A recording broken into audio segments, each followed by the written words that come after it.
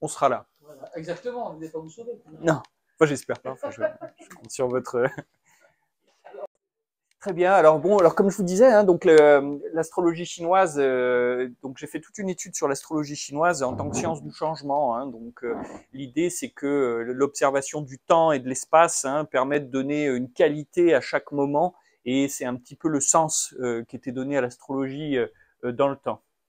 Alors c'est moi donc moi je travaille à Oyonnax. Hein, là j'ai un cabinet d'acupuncture à Belligna depuis une dizaine d'années. Et c'est vrai que dans mon travail, j'ai un gros, enfin il y a des implications, disons diagnostiques hein, qui sont très en lien avec l'astrologie chinoise, et ça nous permet d'avoir déjà une idée grossière hein, de la raison pour laquelle les personnes viennent nous voir simplement avec leur année de naissance. Et c'est vrai que de là, j'ai approfondi un petit peu ma compétence hein, dans ces domaines, alors qu'ils sont très très vastes, hein, parce que moi je suis formé essentiellement au Bazi. Bazi, c'est les 8 mots, hein, donc c'est vraiment quand vous entendez parler des signes chinois comme le tigre ou le dragon, hein, typiquement on est dans le Bazi, hein, c'est la partie la plus simple entre guillemets hein, de ce bestiaire. Alors d'où l'idée d'aller chercher un petit peu plus loin, parce que enfin vous voyez, c'est jamais fini. Hein. Et donc en gros, l'idée centrale hein, de toute l'astrologie chinoise et du taoïsme en général, c'est une harmonisation entre le ciel, la terre et l'homme, et notamment avec le centre de la voûte céleste, hein, qui est l'étoile polaire. L'étoile polaire, hein, c'est le seul point immuable du ciel, symbole de la vertu suprême pour les Chinois. Hein. C'est-à-dire que, vous voyez, quelles que soient les circonstances, on est égal à soi-même. Hein. C'est ça la vertu, en fin de compte. Hein. Et ce que vous voyez autour, hein, donc c'est la constellation de la Grande Ourse qui circule autour. Bonjour. C'est la constellation de la Grande Ourse qui circule autour de la voûte céleste pendant l'année. Et donc en fait, vous retrouvez le symbole effectivement de la swastika, hein, qui a été un petit peu tordu par l'histoire, hein, mais c'est un des plus grands symboles qui nous est hérité notamment de l'âge de bronze. Hein, parce qu'elle symbolise la roue du temps hein, qui tourne. Ouais. Donc en fait, un truc tout bête que vous pouvez faire, c'est simplement en regardant la position de la Grande Ourse dans le ciel. Hein, c'est comment dire, c'est l'étoile qu'on voit, une constellation qu'on repère relativement facilement. Et bien suivant les saisons, vous pouvez prévoir à peu près où vous allez la trouver. Hein. Donc en ce moment, on est en automne, hein, donc on va la trouver de ce côté-là du ciel, quoi. Ouais. Jusque là, tout va bien. Alors, comme je disais, hein, donc l'étoile céleste, l'étoile polaire, c'est le siège de l'empereur. C'est là où l'empereur siège. Hein. De là, en fait, c'est lui qui est le maître de la vertu. Hein. Alors, hypothétiquement, hein, ça n'a pas toujours été le cas. Hein, c'est pas toujours un cadeau, le fils du ciel. Hein. Et donc, il est le symbole sur Terre hein, de ce point du sommet de la voûte céleste. Hein. Donc, imaginez hein, le ciel comme une cloche, hein, et au sommet, vous avez l'étoile polaire. Hein. Et donc, c'est là où se situe l'empereur. Et donc ça, c'est vraiment les sources de l'astrologie chinoise. Hein, c'est le positionnement de l'empereur par rapport au peuple.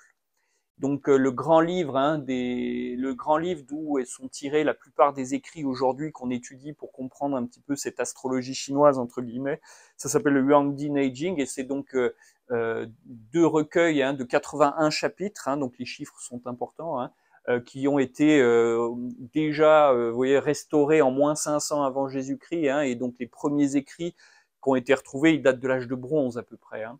Il y a eu beaucoup de tombes qui ont été ouvertes depuis les années 90 avec l'ouverture de la Chine, hein, ce qui a permis d'avoir pas mal d'informations complémentaires. Mais en fait, on s'aperçoit que déjà en moins 500 avant Jésus-Christ, la signification de tout ça avait été un petit peu perdue et a été restaurée parce que bon, voilà, c'était des gens beaucoup plus éduqués hein, que pendant les royaumes guerriers hein, qu'il y avait juste avant. Alors, pour qualifier un petit peu les différents systèmes hein, de l'astrologie chinoise, on part du système de l'astrologie impériale, le Ziwei Dushu, qui est un petit peu l'équivalent de ce qu'on a récupéré, nous, en Europe, en astrologie. Vous voyez, avec vos 12 signes, hein, vos 12 maisons astrologiques, hein, et puis les étoiles qui tournent autour. Donc, l'astrologie impériale, on appelle l'astrologie des 111 étoiles. Donc en fait, sachant que nous, vous voyez, en astrologie occidentale, on a nos 9 planètes, quelques comètes et puis des étoiles un peu fixes. Là, on est à 111 astres et beaucoup ont été perdus. Hein, la signification a été perdue. Et donc, sur un thème de Ziwei Dushu, vous avez vos 12 maisons et ça vous donne une cartographie un petit peu comme notre astrologie occidentale des différentes directions à emprunter dans la vie comment dire, suivant les éléments, hein, votre famille, votre carrière, toutes ces choses-là. Alors, de là, hein, donc là, l'empereur, lui, il fait le Ziwei Dushu, et du Ziwei Dushu, après, on a coupé en petits morceaux, hein, parce que tout le monde n'avait pas besoin de tout. Quand vous êtes agriculteur, vous voyez, c'est quand même des sujets complexes, hein, donc vous avez besoin d'un truc simple qui vous permette de savoir quand planter, et puis quelle saison ou quel climat il va faire, hein. Et donc, on utilise le calendrier solaire essentiellement, et puis l'alternance des saisons, hein, qu'on va retrouver à la fin. Et donc, cette alternance des saisons et des climats, on la retrouve aussi pour tous les aspects liés à l'acupuncture, hein. En gros, l'acupuncture, si vous voulez, c'est une énorme science des climats. C'est-à-dire qu'on sait si le climat va être chaud, humide, venteux, sec, et ça nous permet, en combinant, hein, d'avoir une idée de s'il va faire beau ou pas, grossièrement, hein. Donc, c'est un excellent travail pour la météo, hein. On peut prévoir si on a un jour qui est pas bien bon, hein, on sait qu'il va pleuvoir, quoi. Vous voyez, une dépression, quoi. Ensuite, vous avez les éleveurs qui, eux, dépendent plutôt de l'espace et des directions favorables pour faire paître les troupeaux. Imaginons, vous savez, une année où la mousson est moins bonne, du coup, il y a moins de précipitations à un endroit, l'herbe sera moins verte, il vaut mieux pas aller là-bas pour faire nourrir ses troupeaux. Et donc là, on a le calendrier plutôt lunaire qui va rentrer en ligne de compte, hein. On suit la lune, c'est quelque chose qui vous permet de marquer les mois, la lune, hein. Et donc c'est le Tongshu, hein, qui est l'écrit le plus publié au monde, qui est plus publié au monde que la Bible, hein. Donc vraiment, c'est bon, c'est parce que les Chinois sont 1,4 milliard, hein, évidemment, ça favorise, hein, le marché, hein, mais donc c'est cet almanach, hein, qui vous donne un petit peu les saisons auxquelles vous pouvez prétendre, voyez, emmener vos troupeaux paître dans les bons endroits, quoi. Et oui, c'est ça, c'est celui-ci, c'est le Tongshu. Et donc, c'est ce fameux calendrier lunaire. Et il y en a une autre aussi qui s'appelle le Chimendafa, qui est une espèce de carré magique, hein, qui s'adapte. Et puis, en fonction des mois, enfin des années, des mois, des jours, vous avez différentes influences, hein, qui sont marquées, donc qui vous donnent, disons, des directions favorables ou défavorables. On retrouve ça aussi dans le Feng Shui, hein, c'est une adaptation. Mais c'est des choses assez complexes c'est des calculs assez complexes, hein, donc on attend l'application, hein, pour pouvoir s'en servir tous les jours. Et enfin, les bâtisseurs. Donc, ce que j'ai qualifié pendant les bâtisseurs, hein, donc c'est à la fois les gens qui vont construire les palais, hein, on pense à la cité impériale, hein, qui a un feng shui parfait, et puis surtout le placement des tombes.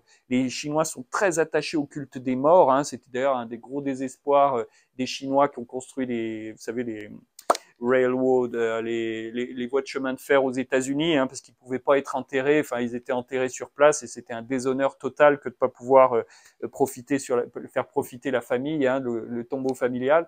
Donc c'est de ça que naît le Feng Shui, hein, donc et le Bazi évidemment aussi, parce que c'est lui qui va vous permettre de savoir quelle orientation pour vous sera favorable pour être enterré et donc faire profiter votre descendance au mieux de son héritage génétique, culturelle, sociale, hein, tout ce qu'on veut. Alors l'importance des astres, donc astrologie, hein, donc c'est l'importance des astres. Donc en fait, vos astres, c'est un petit peu comme des aiguilles sur une horloge, hein. Les Chinois considèrent pas les grosses planètes, hein, salut Charlotte, considèrent pas les grosses planètes qu'on dit transsaturniennes, c'est-à-dire Uranus, Neptune et Pluton, hein, les planètes du fond du système solaire. Donc elle s'arrête à Saturne, hein. Et donc on peut considérer vraiment ce système un peu d'aiguille d'une grande horloge, hein.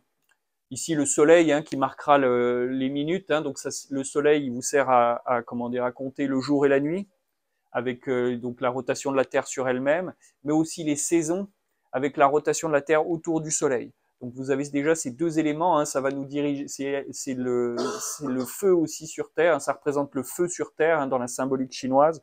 Je rappelle aussi que 99% de la masse du système solaire, hein, de toutes les planètes, les comètes, tout ce que vous voulez, c'est le Soleil. Donc le Soleil, c'est 99,99% de la masse du système solaire. Donc on est vraiment un caillou jeté dans l'univers, enfin à 100 000 km/h dans l'univers, hein, c'est bien de s'en rappeler parfois. Ensuite, on a la Lune, donc la Lune, satellite de la Terre. Hein. Donc on a 13 lunes par an en moyenne. Donc cette année, par exemple, c'est pas une bonne année parce qu'on a 13 lunes complètes, hein, et donc ça donne un climat qui se dérègle beaucoup plus facilement. Hein. Vous avez vu, on a eu des trompes d'eau, on a eu des périodes très chaudes. Enfin, ça s'alterne pas très bien. Donc on a 28 jours, 4 semaines, donc ce qui nous permet d'avoir 28 loges lunaires. Donc c'est un fait intéressant, mais ces loges lunaires, donc décrites dans le Tongxu, hein, en fait, elles sont de taille inégale. Hein, c'est-à-dire que vous avez des loges qui vont durer quelques heures et puis d'autres quelques jours, et sur toute l'écliptique, hein, de l'axe lunaire. Et on sait que, en fait, c'est ce calcul de l'écliptique qui nous a permis de déterminer que les Chinois connaissaient, je sais pas si vous connaissez, hein, ce qu'on appelle l'écliptique terrestre, hein, c'est-à-dire que la Terre tourne autour d'elle-même, mais l'axe de rotation de la Terre, lui, il pivote légèrement. Hein. Ce qui fait que aujourd'hui, on a l'étoile du polaire, hein, Polaris, hein, qui est notre nord, hein, mais le sommet de la voûte céleste, hein, le fameux, mais c'était l'étoile du dragon, hein, il y a en 700 avant Jésus-Christ. Et c'est comme ça qu'on savait que ces gens avaient déjà calculé ce genre de références astronomiques qui, nous, on a attendu, je crois, le 19e siècle, hein, pour avoir cette information. Hein. Donc ils étaient quand même très en avance à ce niveau-là. Donc, on associe la Lune par opposition au Soleil à l'eau, donc responsable du mouvement des marées, enfin, vous voyez, des fluides dans le corps. Hein. Donc, quand vous regardez la Lune depuis la Terre, bah, vous la voyez à peu près de la même taille que le Soleil, hein, donc fait intéressant, hein, donc c'est toujours joli. Et puis, donc, elle révèle ce qui est le caché, hein, dans l'almanach du Tongxu. Le Tongxu, c'est vraiment un almanach administratif. Hein. C'est là où vous choisissez vos dates de mariage, d'enterrement, enfin, vous voyez, tous les grands événements de la vie, hein, quand payez vos impôts, etc. Tout était vraiment dicté dans le Tongxu en fonction des jours favorables ou défavorables. Aujourd'hui, vous avez des versions plus modernes où ils vous expliquent quand vous coupez les cheveux, quand investir de l'argent, enfin, vous voyez, des choses utiles, quoi. Alors, la planète suivante, c'est la planète Jupiter. Hein, donc, c'est elle qui va nous donner vraiment tout ce cycle des 12 animaux. En fait, elle fait le tour du Soleil en 12 ans. Et donc, chaque année, vous avez un nouvel espace, hein, qui s'ouvre. Hein. Donc, on dit que c'est dans notre astrologie, hein, Jupiter, c'est le dieu romain, hein, qui apporte les honneurs, le roi des dieux. Hein. Il apporte les honneurs et les récompenses, hein, et c'est un petit peu en ça où on peut dire que quand Jupiter est dans un signe, en fait, c'est simplement qu'il va mettre en exergue les qualités de ce signe. Hein. Donc c'est l'origine des 12 animaux de l'astrologie chinoise, hein, qui sont simplement des symboles, hein, associés à certains comportements, vous voyez, qui ont été repérés et puis classifiés, disons. La dernière planète, donc comme je vous disais, Saturne. Donc Saturne, en fait, c'est ce qu'on repère surtout donc il y a un cycle de 60 ans en conjonction avec Jupiter. Donc c'est ça qui va nous donner les 60 jours, hein, les 60 jours chinois. Donc vous avez 30, elle fait le tour de la Terre en 30 ans, hein, et le tour du Soleil, pardon, en 30 ans. Et l'idée, hein, c'est que vous avez les 12 ans de Jupiter et les 30 ans de Saturne, hein, qui vous donnent des conjonctions tous les 60 ans. Et c'est ces conjonctions, hein, qui nous permettent de déterminer comment dire, un plus grand niveau, disons, enfin oui, on passe de 12 à 60, quoi, hein, dans le cercle. Donc, elle est alignée. Alors, le truc intéressant avec Saturne, donc, elle est associée à la Terre, c'est la couleur jaune, la couleur de l'empereur, hein, parce qu'en fait, 2 fois par an, elle s'aligne entre la Terre et le Soleil. Hein, c'est ce qu'on appelle des périodes synodiques.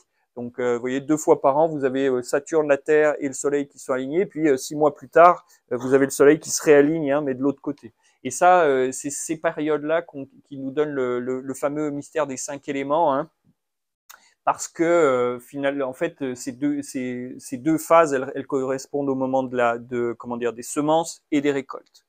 Donc en fait, c'est pour ça que cette planète était si emblématique de l'empereur, hein, et donc du calendrier qui était donné aux hommes.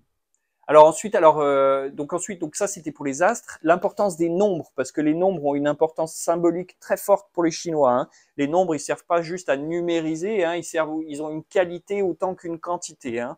Et donc c'est ça qui nous intéresse. Donc par exemple, le 1, c'est l'origine, c'est le Tao, c'est-à-dire c'est le début de toute chose. Hein. C'est le cours naturel du courant. On retrouve ça dans nos sciences modernes avec le Big Bang, hein, l'idée que vous voyez, une grosse explosion initiale, hein, amène le mouvement jusque là où il est aujourd'hui. Donc c'est le sens naturel des choses. Alors La mauvaise nouvelle, c'est que c'est indescriptible par les mots, hein, parce que c'est le premier chapitre, hein, d'ailleurs, du Tao Te Ching, hein, qui est le grand traité, hein, taoïste de Lao Tzu, qui dit qu'en fait, tout ce qui est exprimé par les mots est caduque, en fin de compte. Hein. Donc, ça, c'est encore une bonne nouvelle. La dualité, c'est le yin-yang, hein, que vous connaissez tous probablement. Hein. Donc, je vous ai rappelé les 3 lois du yin-yang, hein, qui permettent de générer comment dire, cette symbolique. Donc, ils sont divisés mais non séparés, ils s'engendrent mutuellement et ils portent les racines de leur opposé. Donc, si on applique ça à tout ce qui est chaud et froid, hein, vous voyez, vous pouvez envisager un mouvement d'air chaud et un mouvement d'air froid, ou à l'inverse des choses plus philosophiques. On associe souvent le yin au féminin, le yang au masculin, hein, par exemple. Hein, et donc, si on applique ces lois, hein, ils sont divisés mais non séparés. Vous voyez l'astuce. Hein. Okay. Alors, je vous ai mis en dessous une photo qui a été prise par l'université d'Harvard, je crois que c'était l'année dernière, où en fait c'est la photo d'une particule. C'est la photo aujourd'hui la plus aboutie d'une particule, hein, d'un atome zoomé, hein, à grande échelle avec des microscopes électroniques.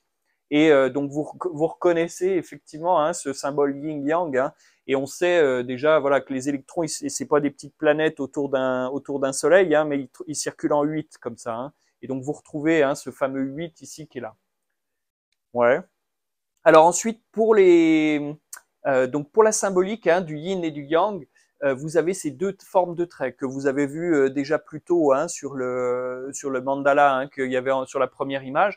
Donc vous avez un trait plein qui symbolise le yang, c'est-à-dire ce qui est émetteur, ce qui radie, hein, et un trait vide et un trait discontinu qui symbolise le yin, ce qui est caché et ce qui est intérieur, disons.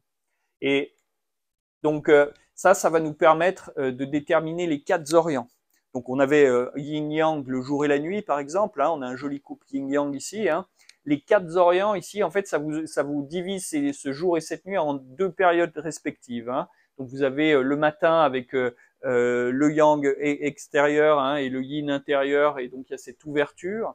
Donc c'est le soleil se lève à l'est, donc ça vous donne une première direction. À midi, vous avez du plein yang avec donc le sud, hein, et le soir, vous avez le yin en surface et le yang en profondeur, hein, qui vous donne l'ouest, le métal, et au nord, ben, tout en yin, là où le soleil ne va jamais, disons. Hein. Donc, et ça, donc ce sont enfin, vous voyez, ça vous donne déjà des duogrammes. Donc, on est passé de 2 à 4, hein, vous aurez noté, hein, en rajoutant une barre. Hein. Donc, ça, c'est c'est l'équivalent de nos 4 éléments grecs. Hein. Donc, à ce niveau-là, on est sur une orientation dite sidérale, hein, c'est-à-dire qu'on s'aligne sur les étoiles et non pas sur comment dire, on s'aligne sur les étoiles. Hein, donc, ça veut dire on a toujours le même est. Alors, je les ai plus de tête, mais on a Actarus à l'est, Iota du Taureau au sud, enfin les Gémeaux à l'ouest, hein, etc. Et c'est des points fixes. Hein, donc, quelle que soit la saison, quel que soit le moment de l'année, hein, on a toujours ces points qui sont là. Et donc ça nous permet déjà d'avoir, avec le mouvement du soleil, déjà cette petite aiguille, hein, qui nous permet de savoir dans quelle phase de la journée on est. La Terre, donc, elle tourne sur elle-même en une journée, donc ce sont les directions. Elle tourne autour du Soleil en une année, ce sont les saisons, donc le temps. Hein, et autour du centre de la galaxie, donc la fameuse précession des équinoxes que je vous évoquais plus tôt. Hein, et donc c'est ça qui va déplacer le centre de la voûte céleste. Hein, donc là, pour l'instant, on est sur l'étoile polaire, on y reste encore un moment, hein, profitons-en. Et donc ça va nous permettre d'avancer. Alors, je vous parlais des 5 éléments, hein, donc c'est l'alignement entre la Terre, Saturne et le Soleil qui détermine un 5e élément, hein, donc un moment de terre, un moment de, comment on appelle ça, un moment de récolte, hein, donc, qui nous permet en fait d'avoir, qui donne naissance à cette cartographie des 5 éléments. Donc, vous voyez, c'est pas le même niveau logique que quand on parle de 4 éléments grecs. Hein. Et ces 5 éléments, donc il y a des lois d'engendrement, hein, donc on sait que le bois engendre le feu, qui engendre la terre, qui engendre le métal, qui engendre l'eau, et puis des lois de contrôle, hein, on sait que l'eau contrôle le feu, qui contrôle le métal, qui contrôle le bois, qui contrôle la terre. Ouais, donc ça, c'est une gymnastique de l'esprit, hein, enfin vous voyez, c'est une règle du jeu plus que donc, et ça vous permet après de classer tout phénomène en fonction de son élément. Donc, ce qui est le matin à l'est, le vert, le bois, le colère, la patience aussi, qui est la vertu associée à la colère. Hein. Tout ça, ça se passe dans le bois, donc plutôt à l'est. vous avez et vous avez donc au sud, vous avez le feu, hein, et vous avez ces intersaisons ici, hein, qui sont en terre. Donc vous avez donc les solstices avec Saturne, la Terre et le Soleil, hein, qui, dans un sens, ou solstice d'été, solstice d'hiver, hein. Et puis vous avez aussi les équinoxes là où entre les deux, quoi, ces quatre phases. Donc ça, c'est les deux représentations qu'on utilise pour les 5 éléments, hein. Ça vous donne un peu, disons, j'espère, une idée un peu plus juste, hein, de ces différences, sachant qu'au départ, voilà, on est sur une même planète, pourquoi on voit les choses différemment, quoi. On peut se poser la question. Alors ensuite, on passe au 8, donc après le 5, hein. Donc c'est la quadrature du cercle, hein, c'est-à-dire qu'en fait, en superposant le cercle qui est associé au temps et au carré associé à l'espace, vous avez donc 8 directions, hein, qui s'affichent, hein, et qui vous donnent finalement comment dire, 8 périodes, hein, dans l'année qui vont vous donner les solstices, les équinoxes et puis le début et la fin de la saison. Alors je ne l'ai pas mentionné parce que donc l'idée de qualifier le temps et l'espace, hein, et ces 8 directions, c'est que nous, quand on pense aux saisons, par exemple le solstice d'été, c'est le début de l'été pour nous, hein. Pour les Chinois, c'est le cœur de l'été. Vous voyez, c'est le moment où voilà, l'été est le plus engagé. Après, ça ne fait que se transformer.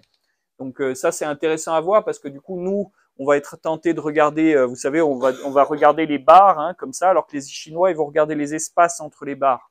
Et c'est cette différence de perspective qui vous permet d'observer ce que j'appelle la qualité du temps, hein. C'est-à-dire, vous voyez, un temps frais par rapport à un temps chaud, etc., hein. Ça s'affiche plutôt sur la durée, en fin de compte. Bon, après, voilà, ces dates, elles sont intéressantes, hein, parce qu'elles vous permettent d'avoir quand même des points fixes, hein, elles sont considérées.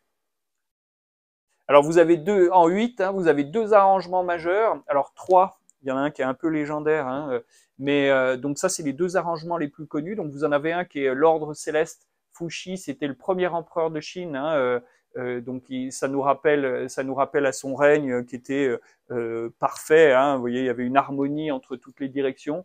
Quand vous regardez, donc on a vu nos duogrammes, hein, avec quand on a regardé nos 4 directions. Là, ici, vous avez des trigrammes qui vous permettent d'avoir 8 directions qualifiées, hein.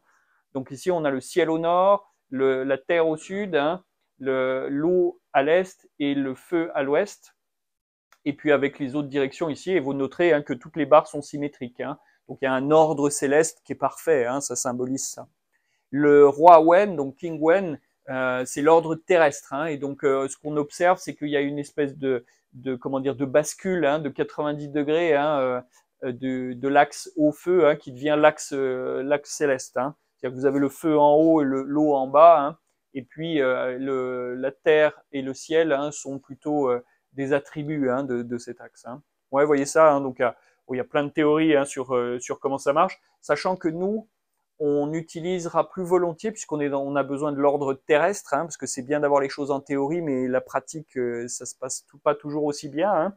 Donc c'est ça qui va nous donner accès à tout le feng shui, hein. Donc quand vous voyez, vous avez besoin de regarder votre maison, hein, parce que c'est une influence à long terme, hein, votre maison, la manière dont vous vous sentez chez vous, hein, c'est quelque chose qui prend, je dirais, vous voyez, 15 ans pour s'affirmer, hein, dans le temps, hein. Et donc en fait, ça vous permet d'avoir une idée un petit peu des directions. Donc vous avez au sud la réputation et la reconnaissance, au nord la carrière et puis la carrière, les perspectives de carrière. Vous noterez que les deux sont opposés, hein, donc on peut être, vous savez, une pop star et puis disparaître, ou un fonctionnaire dans un bureau et puis rester là toute sa vie, hein, et sans jamais être connu, quoi. Et donc l'idée, ensuite, vous avez donc ensuite l'éducation et la connaissance à l'ouest. Donc par exemple, si dans votre maison vous aviez au nord-est, si vous aviez un bureau au nord-est chez vous, ben c'est un bon endroit pour accumuler de la connaissance et de la compétence, hein. La santé, la famille, et tout ça, c'est à l'est. La fortune et la prospérité. Donc n'hésitez pas à mettre un petit peu d'argent dans le quart sud-est, hein, de votre maison, hein. Ça peut toujours gagner, ça peut toujours servir. Ou alors l'entretenir, hein. Vous voyez, s'il y a des toiles d'araignée, que c'est des coins de votre maison que vous n'allez pas bien, puis que vous avez des problèmes de finances, peut-être que, vous voyez, c'est des choses que vous pouvez implémenter, hein, redynamiser l'endroit, disons. L'amour et le mariage au sud-ouest, les enfants à l'ouest, et puis les ancêtres au nord-ouest. Vous voyez, les Chinois ont souvent, vous savez, un petit hôtel avec les photos de leurs ancêtres, hein, c'est tourné vers le nord-ouest. C'est donc c'est cet endroit-là qu'on utilise. Donc ça, c'est vraiment quelque chose qui est utilisé, hein. Vous prenez le plan de votre maison, vous mettez ça, hein, dessus, et puis vous observez à quoi ça ressemble dans les coins, quoi. Et ça peut vous aider à dynamiser certains endroits. Enfin, il y a des gens, comment dire, très riches qui utilisent du feng shui, hein, donc, enfin, des chefs d'entreprise, des gens qui réussissent bien à faire des choses. Donc, il doit y avoir des vertus, hein. Alors ensuite, les 12 animaux. Donc les 12 animaux, c'est le sujet qui va nous intéresser le plus aujourd'hui, hein. Donc c'est la forme d'astrologie la plus commune, et puis c'est donc en lien avec le cycle de Jupiter, on l'a vu. Et c'est très riche des aspects comportementaux. Vous voyez, si je prends le dragon, on sait que le dragon, il est impétueux, il sait faire face aux situations, un peu égoïste, mais il sait donner aux autres quand même, hein. À l'inverse, vous voyez, vous avez le chien qui est opposé, hein, donc sur le. Attendez, en plus j'avais. Oh, tiens, c'est ça que j'ai pas pris. Vous avez le chien donc qui est opposé au dragon. Hop là. Alors attendez, ouais, parce que là ça va devenir technique. Qu'est-ce que j'en ai fait? Bon, peu importe. Donc vous avez le chien qui est opposé au dragon. Donc si je vous place le dragon ici, hein, vous avez le chien qui est ici au nord-ouest, hein. Et donc ils sont opposés, hein, parce que le chien, lui, au contraire. Alors le chien, c'est un peu particulier. C'était un animal céleste à qui on a imposé de vivre, hein. Et donc du coup, il a toujours un côté un peu sacerdotal aux choses, hein. Il porte le poids des autres sur ses épaules. La bonne nouvelle, c'est qu'il incarne la plupart des qualités humaines, loyauté, fidélité, d'expérience. On voit des gens avec les traits plutôt fins, enfin, vous voyez, avec pas mal de force intérieure, hein, mais rarement heureux, quoi. Enfin, vous voyez, c'est des gens qui traînent un petit peu la misère avec eux, quoi. Et comment tu dis? Non, mais tu n'es pas que ça, grâce à Dieu, hein. Mais tu vois, il y a un côté un peu sacerdotal au chien, hein. En plus, chien de métal, oui, tu es le métal régnant, toi, hein. Le roi des enfers. Et donc c'est assez facile à lire, hein. C'est-à-dire que par exemple pour un astrologue, ou même en Chine, on a tendance à appeler les gens, enfin vous voyez, à qualifier les gens par leur animal en fait, hein. Oh bah lui c'est un serpent, on sait à peu près comment il va se comporter quoi, hein, grossièrement. Donc c'est très intégré, hein, dans le système. Au point que, alors là je vous l'ai pas mis, mais c'est ce qu'on appelle les branches terrestres, hein, les branches, hein, en fin de compte. C'est le système numéraire chinois, hein, c'est-à-dire que sur les documents, la manière dont vous cotez, vous savez, quand on fait grand 1, grand 2, etc., c'est avec les branches terrestres qu'ils utilisent ça, hein. Donc c'est très utilisé, hein, c'est très intégré dans leur fonctionnement. Alors les fameux 64 hexagrammes du Yi King, alors c'est le truc le plus sophistiqué, c'est très complexe, hein, ça c'est ce qu'on a de plus ancien, hein, c'est-à-dire que ces symboles, c'est des symboles chamaniques. Je vous dis, c'est l'âge de bronze, hein, donc on est à moins 5000 avant Jésus-Christ, et on ne sait même pas si c'était si c'était pas encore avant, hein.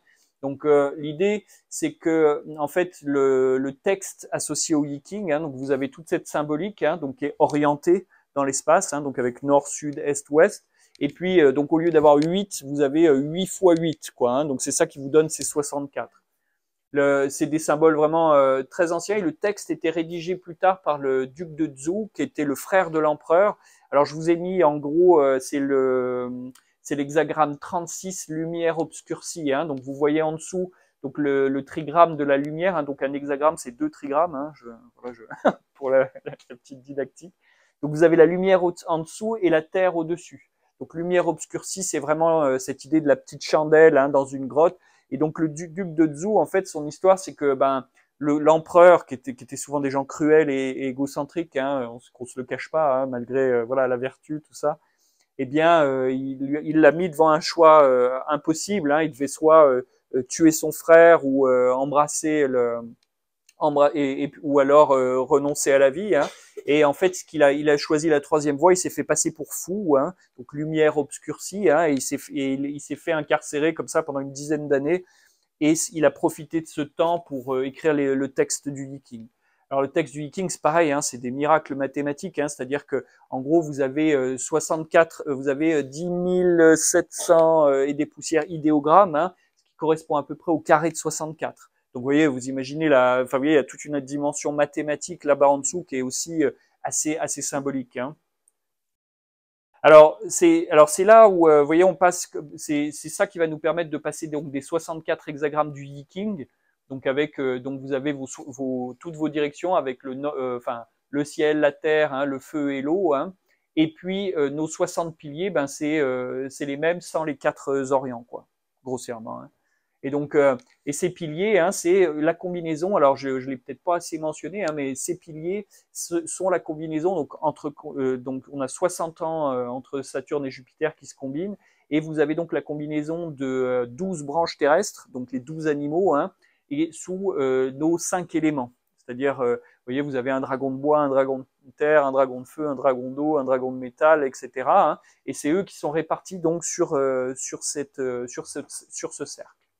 Ouais.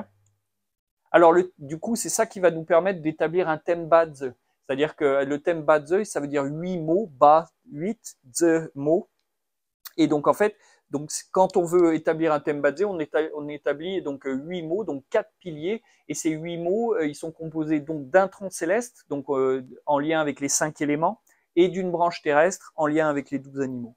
Et donc, vous en avez 60 à chaque fois. Hein, donc, vous pouvez calculer, hein, 4 fois 60, vous avez un certain nombre enfin, 60 fois 60 fois 60 fois 60. Hein, ça fait un certain nombre de combinaisons hein, que j'ai plus de tête. Hein. Et donc, en fait, chacune de ces combinaisons, elle est associée à toute une symbolique, notamment un nombre de destinées. Hein, donc, c'est-à-dire que, par exemple, le cheval d'eau, hein, ici, il a une destinée, donc c'est une image supplémentaire hein, qu'on rajoute, et donc c'est ce que fait le cheval d'eau dans sa réalité, hein, disons. Donc, alors de ce thème, hein, donc le cœur d'un thème, mais c'est dommage que j'ai pas récupéré. Hop là. C'est dommage que j'ai pas récupéré mon. J'avais un laser, c'est quand même pratique. Hein. Alors, où est-ce que je l'ai mis? Ah, ah oui, je peux m'en sortir. Après, c'est surtout pour vous. Parce que... Ah, ça y est, je l'ai. Donc, voilà, hein, donc c'est quand même plus confortable. Hein. Donc, en fait, donc, le tronc céleste du jour, ici, hein, c'est le cœur du thème. C'est-à-dire, c'est vraiment ça qui nous permet de déterminer qui vous êtes. Hein. C'est-à-dire que là, par exemple, on a un jour de bois, un bœuf de bois. Ici, donc celui qui va nous dire que votre élément de référence, c'est le bois. Donc ça veut dire que vos saisons favorables, c'est l'hiver et le printemps, parce que l'hiver va vous permettre de préparer le printemps. Donc ce qui va vous nourrir aussi dans la vie, vous voyez, ce qui va vous donner l'impression de faire ce que vous avez à faire, c'est de conduire des projets. Donc ça veut dire aller de l'avant, enfin vous voyez, avoir quelque chose à faire et l'emmener. Hein. En plus sous la forme du bœuf qui est lui aussi assez laborieux et tout ça. Hein, vous avez quelque chose d'assez solide. Et puis donc ici, hein, donc ça veut dire que et ça nous donne aussi ce qu'on appelle les 10 influences. Alors les 10 dieux, hein, entre guillemets. Donc moi enfin vous voyez, dans un souci de rationalisation, hein, je m'épargne toutes les dimensions spirituelles du truc. Hein. Mais l'idée, hein, donc c'est que ici, donc comme c'est du bois, ça veut dire que tout ce qui est en bois, c'est ami. Donc ça veut dire que c'est là où vous puisez vos liens avec les autres. Donc là, en l'occurrence, par exemple, on voit qu'on a un tigre de bois. Hein, donc on sait que par exemple la personne, dans les 20 premières années de la vie, hein, celle où on s'approprie son enveloppe, l'aspect corporel, hein, elle va avoir pas mal de liens avec les autres. Elle va pouvoir, ça va être le gros du dossier, disons. Hein. À l'inverse, tout ce qui va être en métal, donc ce qui va combattre, hein, épuiser hein, le jour, c'est de la puissance. La terre ici qu'on a là, la terre, elle est contrôlée par le bois, donc ça va être du confort. Le feu qui est issu du bois, ça va être de la production, c'est ce que vous produisez. Par exemple, on sait que cette personne, ce qu'elle produit, c'est de la joie. Vous voyez, elle s'est amenée de la chaleur, elle s'est amenée de la lumière, elle s'est amenée enfin, vous voyez, du feu. Et l'eau, ça va être des ressources. Vous voyez, dès qu'il y a un peu de peur, dès qu'il y a un peu de retenue, de prudence, c'est une ressource. Ça oblige à réfléchir, un peu comme on va tirer l'arc hein, de sa flèche, on prend un peu plus de distance et ça permet d'aller un petit peu plus loin. Okay. Alors ça, c'est la deuxième partie du thème, hein, c'est ce qu'on appelle le cycle de chance. Hein. Donc en fait, basé sur le pilier du mois, donc un peu l'équivalent de notre astrologie occidentale, hein, finalement, hein, notre astrologie occidentale, c'est le mois hein, qui va déterminer qui vous êtes. Hein. Eh bien, on a, comment dire, tous les 10 ans un pilier qui change. Ce 5e pilier, c'est un peu l'idée d'une météo extérieure hein, qui va vous donner à la fois des challenges et puis des récompenses. Quoi, hein. Alors, plus j'avance dans ces domaines, plus on se rend compte que bien ou pas bien, c'est très surfait hein, comme vision des choses, parce que vous pouvez avoir un thème extraordinaire et avoir une vie compliquée. Hein, et à l'inverse, avoir un thème très compliqué et puis finalement trouver un équilibre à l'intérieur hein, et puis arriver à vivre ça sainement.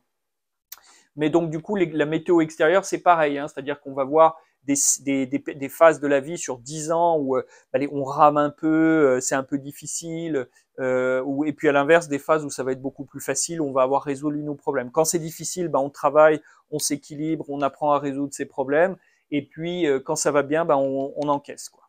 Ouais, vous voyez l'idée? Tac.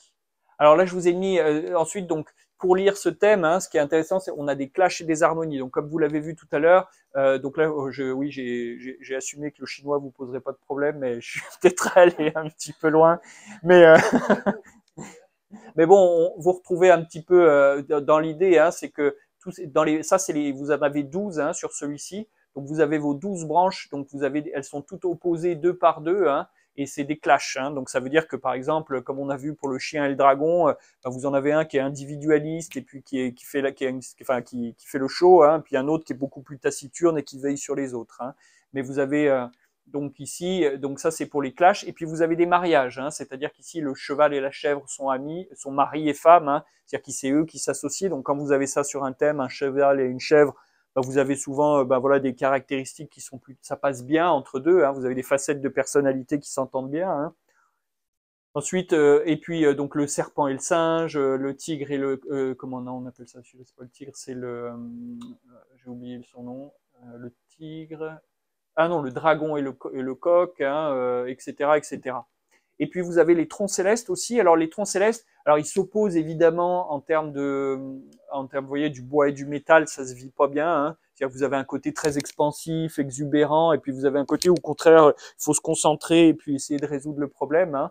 Donc, vous voyez l'idée du matin, hein, où vous voyez, on ouvre hein, les volets, hein, puis le soir on les ferme, hein, grossièrement. C'est ça le bois et le métal, hein, ni plus ni moins. Et donc et vous avez donc un système de fusion ici qui est assez rare, hein, parce que ça doit fusionner dans une branche. Enfin, c'est un calcul qu'on voit pas systématiquement, mais du coup, ça donne une influence supplémentaire au thème. Donc, ça vous permet souvent d'équilibrer quelque chose, quoi. Tac. Alors, je me suis dit que, vous savez, on ne sait quelque chose que quand on se teste. Hein. Donc là, je vous ai remis le même thème hein, ici, et donc est-ce que vous voyez des clashs ici? Donc par exemple, donc je vous ai mis ici les troncs célestes. Hein, donc vous avez ici tous les troncs célestes. Donc vous pouvez peut-être repérer hein, que le bois et le métal hein, sont pas, enfin vous voyez, sont en clash. Hein, donc alors j'irai plus loin ici dans les branches, hein, comme vous avez vu ici. Alors je vais le faire pour vous parce que évidemment votre chinois est pas encore optimisé, mais je désespère pas. Il va falloir s'y mettre apparemment hein, de toute façon. Mais du coup la chèvre et le buffle, eux, sont aussi opposés. Hein.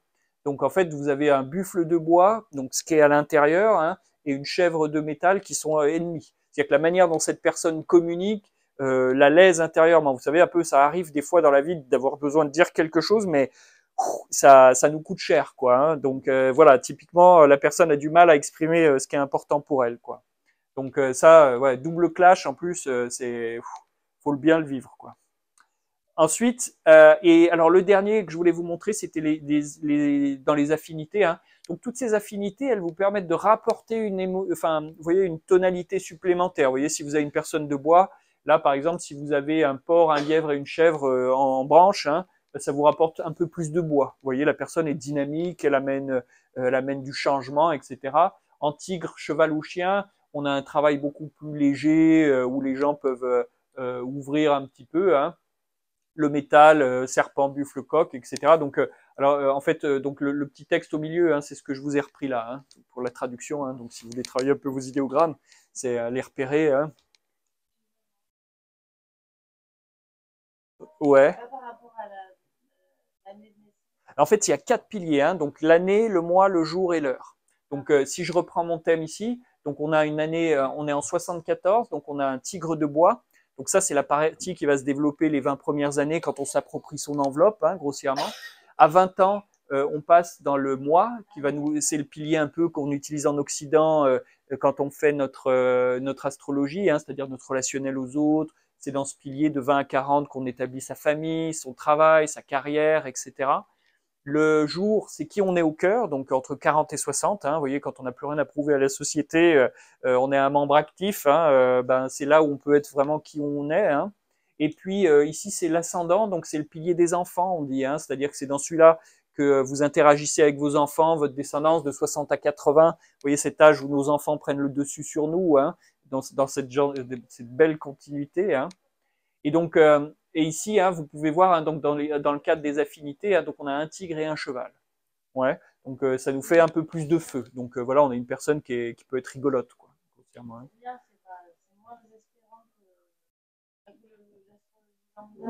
Ah ouais. Oui, oui. Et puis la carte n'est pas le territoire. C'est-à-dire que c'est pas parce que vous n'êtes pas votre thème. Hein. C'est bien de s'en souvenir. Hein. C'est-à-dire que moi, ça m'arrive, j'ai vu souvent des jumeaux, des triplés, des gens qui ont le même thème jusqu'à l'heure. Hein. Et pourtant, ils ont tous. Quand vous les voyez séparément, vous avez beaucoup de caractéristiques communes, mais quand vous les voyez ensemble, vous avez beaucoup de différences. Ouais. Et donc c'est vraiment ça. Hein. La carte n'est pas le territoire, quoi. Hein. Même en astrologie occidentale, hein. C'est pas parce qu'il y a des influences que vous devez y céder, quoi. Hein. Vous voyez le truc. Hein. Alors, le dernier que j'ai mis, alors celui-là, il va nous rappeler un petit peu ça c'est la dernière association. Hein. Donc en fait, vous avez trois cadrans. Hein. Donc là, ce qui n'est pas écrit, hein, donc c'est les quatre immortels. Donc c'est le serpent, singe, porc et tigre. Donc eux, ils vont nous amener, comment dire, tout ce qui est en lien avec des déplacements. Hein. Donc porc et tigre sont amis, mais porc et serpent sont ennemis. Hein. Donc et les quatre s'opposent. Hein. Donc en fait, quand vous avez des cadrans comme ça, donc même si vous en avez deux, enfin si vous en avez trois, hein, vous avez déjà une partie de cette configuration qui apparaît. Ça vous indique qu'il peut y avoir des déplacements. Vous voyez, des gens qui sont un peu instables, vous voyez, qui ont besoin de changer souvent de métier, de forme, d'endroit, etc. Et c'est en lien donc avec les climats vent et chaleur. Donc généralement, hein, par exemple, là on a une année ces climats-là, hein, c'est ce cadran-là hein, qui va nous donner toutes les notions climatiques hein, qu'on applique après dans les acupunctures. Hein. C'est pour ça que je me suis permis de vous noyer un peu sous l'information, hein. Mais parce que c'est vrai que c'est ça qui va nous permettre d'avoir une lecture, disons, climatique hein, de l'année en cours. Hein. Par exemple, nous, en ce moment, on est dans une année de terre, hein, donc c'est les quatre tombes. Hein. Donc, je vous ai expliqué à quel point les tombes étaient importantes pour les Chinois. Hein. Et l'idée, hein, donc le buffle, donc là on est une année du dragon, donc en fait on est une année froide et humide. Et effectivement, on n'a pas eu très très chaud, quoi. Hein. Il y a juste eu une petite période à un moment donné hein, qui nous a réconciliés avec l'été, mais c'est tout. Hein. Et donc, et ça va nous servir pour la météo, pour connaître par exemple, ben, en acupuncture, l'idée c'est qu'on soigne essentiellement les gens sur l'année. C'est-à-dire que ben, finalement, le corps, il paye la TVA du reste, hein, de tout le stress, etc. Hein. Donc en fait, nous, on va s'intéresser surtout à l'année et au jour, parce que c'est lui qui va nous donner un petit peu l'idée de comment vous utilisez votre corps, en fait. Hein. Vous voyez, est-ce que vous en avez besoin pour vous faire des amis ou pour de la puissance ou au contraire pour du confort, ce genre de choses. Et donc ça va nous donner quand même deux, trois idées. Hein. Et donc, donc il y a les quatre immortels, quatre empereurs et les quatre tombes. Hein. Donc c'est le ciel, la terre et l'homme, quoi, hein, grossièrement. Ok. Et donc voilà ici, donc voilà, j'ai remis le truc.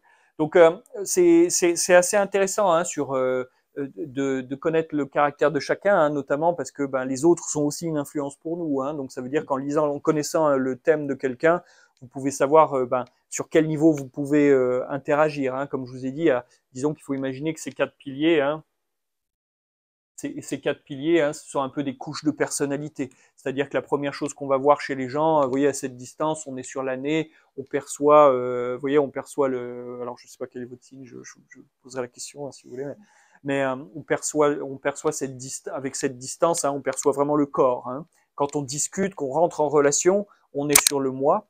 L'intime, c'est ce qui nous sert à lire l'intime, c'est ce qui nous sert à lire toute la relation intime avec les autres. Hein. C'est dans le pilier du jour qu'on se marie, hein, grossièrement.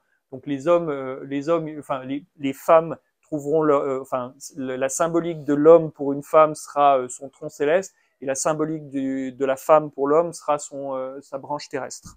Ouais, donc comme ça vous permet déjà d'avoir une idée un petit peu de ce que vous recherchez chez quelqu'un. Ce qui n'est pas inintéressant, hein, déjà. Et ça pourrait intéresser pas mal de sites de rencontres, hein, d'agences matrimoniales. Hein. Donc, mais grossièrement, vous voyez, par exemple, cette personne, donc c'est une femme, donc elle aura besoin de quelqu'un qui sait conduire des projets, enfin, vous voyez, qui a de la suite dans les idées, disons. Hein, c'est ça qui va la nourrir vraiment. Hein. Si c'était le thème d'un homme, bah, elle aurait besoin de quelqu'un d'un peu laborieux, terrestre, concret, vous voyez, qui soit dans le dur, quoi, hein, grossièrement. Je t'en prie. Je t'en prie. Ça dépend des Chinois. En Chine, avant de se marier, tout ça, ils demandent, c'est vraiment encore. Oui, alors vu qu'il n'y a plus beaucoup de femmes en Chine, c'est vrai qu'ils ont moins de choix. Enfin, tu sais, ils se posent moins de questions, quoi. Mais effectivement, les marieuses, ça faisait partie. Ça faisait partie de ces choses-là. De la même manière, quand vous alliez au restaurant, c'était le cuisinier qui vous choisissait votre plat, quoi. En fonction de la cuisson, en fonction des saveurs, des saisons, etc. Donc, c'était extrêmement imprégné hein, dans toute cette culture. Et encore une fois, hein, ça, ce sont des symboles qui pour nous sont un peu abstraits, mais pour eux, c'est sur les documents administratifs vous avez les 10 qui sont les 10 troncs célestes, et puis vous avez des petits 1, petits 2, petits 3 qui seront les branches terrestres. Quoi. Donc on est vraiment sur quelque chose qui est très très imprégné. Hein, très très imprégné. Le Badze, c'est sympa parce que c'est quand même assez accessible, vous avez une lecture assez facile des gens, vous voyez, en termes de ressources humaines. Ce qui est intéressant, par exemple, dans une équipe, vous pouvez tout de suite savoir qui est-ce qui va pouvoir communiquer comment. C'est-à-dire qu'il y a des gens, s'ils se parlent, vous voyez, comme ça passera pas. Enfin, vous voyez. Par contre, s'ils s'envoient des mails, vous voyez, un petit peu à distance, eh bien, c'est beaucoup plus facile de communiquer. C'est valable dans les couples, c'est valable entre les gens en général. Hein. Donc ça, c'est vrai que c'est des choses qui sont sympas à étudier parce que du coup, vous pouvez quand même lisser un peu vos rapports avec les autres facilement. Hein. Vous pouvez toujours le truc, si vous voulez, encore une fois, la carte n'est pas le territoire. Hein, c'est-à-dire que même si vous tombez sur quelqu'un qui a un thème très différent de vous, c'est pas forcément un mismatch parce qu'il y a quelque chose dont vous avez besoin. Vous voyez, vous voyez notre cœur, hein, il prime sur le reste. Hein. Donc en fait, notre capacité à pouvoir comment dire, comprendre au-delà hein, de ces couleurs, hein, de ces thèmes, hein, notre capacité à pouvoir comprendre finalement ce qui nous attire chez cette personne, ça nous donne déjà des informations sur nous-mêmes, hein, grossièrement. Très bien. Ouais. Est-ce que quelqu'un veut me donner une date de naissance peut-être que Ouais, bah écoute, je t'en prie. Alors, je vais prendre juste ton année de naissance peut-être. 87, le lièvre de feu. Alors, hein. Donc tu vois, techniquement, sur un lièvre de feu, on a l'idée que tu as donc ton tronc céleste, c'est Bing, donc le feu, la clarté, hein. Et donc ça, c'est associé au cœur. Hein. Le cœur, tu vois, il est ouvert, donc il y a une lumière hein, qui s'en dégage. Par contre, du coup, ça va te coûter tout ce qui est en lien avec le recul. Hein, tu vois, il y a le contraste. Donc intestin grêle, tout ce qui va être cervical, omoplate et la vessie, tout le dos. Donc depuis les talons hein, jusqu'au canthus interne, même les sinus ici peuvent être embêtés. Sous la forme du lièvre, alors le lièvre il est associé au chat. Donc voilà, si vous voulez, je trouve que c'est les Vietnamiens hein, qui l'associent au chat parce que et je trouve l'idée vachement plus parlante pour nous. Hein. Les lièvres on connaît pas trop, hein. Le chat on sait à peu près comment ça se comporte. Alors c'est relativement sociable, hein, mais en gros ça se barre vite, quoi. Hein. Donc l'idée, hein, c'est que ça donne une qualité, c'est ce qu'on appelle le gros intestin. Hein, donc ça sait trancher et se mettre en sécurité. Hein, le lièvre avant tout, très sociable, ça a beaucoup de valeurs, hein, beaucoup de vertus, et c'est ami du chien. Tu vois, paradoxalement. Hein.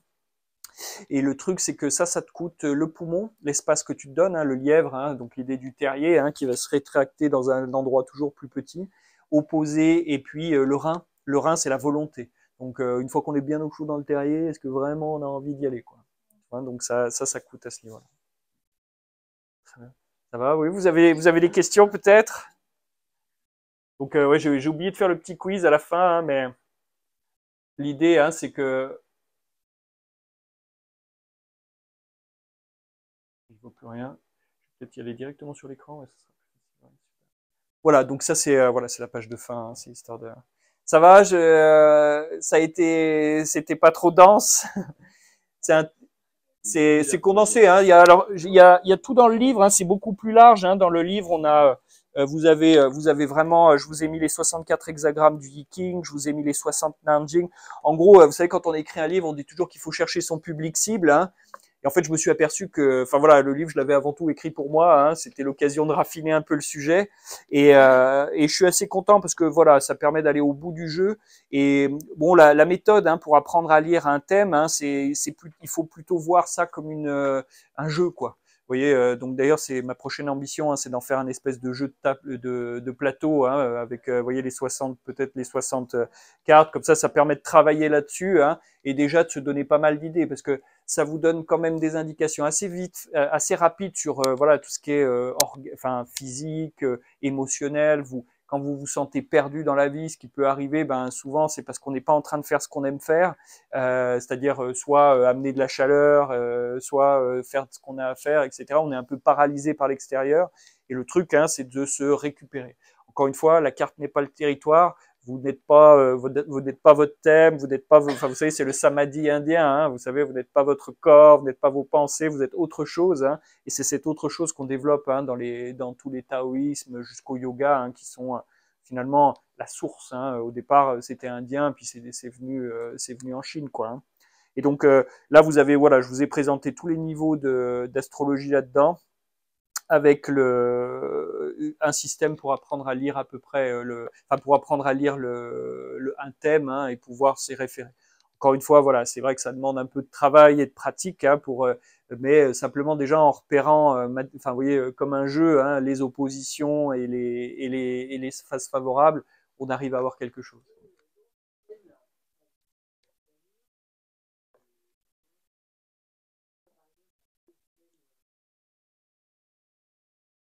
Ouais.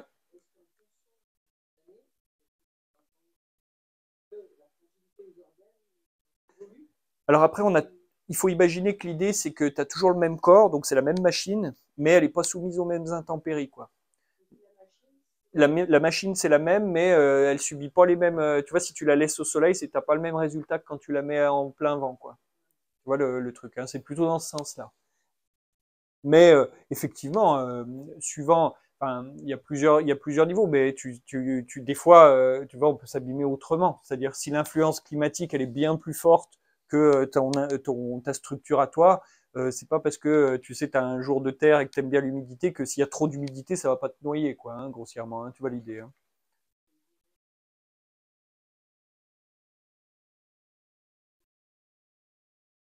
Alors cette année c'est plus la rate, c'est-à-dire c'est la gestion de l'humidité, c'est pas tout, c'est le poumon. Qu'est-ce qu'on avait l'année dernière, non? L'année dernière on était une année de lièvre de, ouais, 2023 lièvre d'eau. Donc l'année dernière par contre tu vois on a eu plus de soucis, il peut y avoir plus de soucis, je dirais pulmonaires, quoi. Sécheresse, chaleur, tu vois, donc des toux sèches. Tu vois, par opposition à des toux humides, tu vois, des choses comme ça. Tu vois, même si c'est le même organe, il s'abîme pas tout à fait de la même manière. Tu vois, tu peux avoir, ouais, tu vois l'astuce, hein. Non, mais je vais faire un petit programme en ligne avec, tu sais, tu sais Bah, écoute, j'y ai pensé, ce que je trouve que c'est sympa à organiser, puis maintenant ça s'imprime facilement, ça, hein. Donc, ouais, faut faire des cartes, quoi. Ouais, voilà, tu vois, une forme d'oracle ou un truc comme ça, c'est sympa, ouais, ouais, ouais. Donc, ça permet oui, voilà, c'est distrayant, ça permet de les apprendre. Mais il y a beaucoup de choses, ouais. Et puis, le truc, c'est vraiment, enfin, d'expérience, c'est beaucoup d'apprentissage. C'est-à-dire qu'il faut, c'est comme en astrologie, vous connaissez vos 12 signes, vous les répétez, enfin, vous voyez, et puis petit à petit, c'est plus facile à lire, quoi. Parce que ce qui prend du temps, c'est chaque fois que vous voyez un truc, il est où celui-là? Enfin, vous voyez, ça peut être plus long, quoi. Super. Ça va, d'autres questions peut-être? C'est, bah là, tu vois, là, c'est vraiment, tu vois, la première partie en particulier, c'est vraiment, voilà, pour vous donner un cadre de pensée, parce que c'est vrai qu'on entend trop de trucs très ésotériques sur ces choses-là. Alors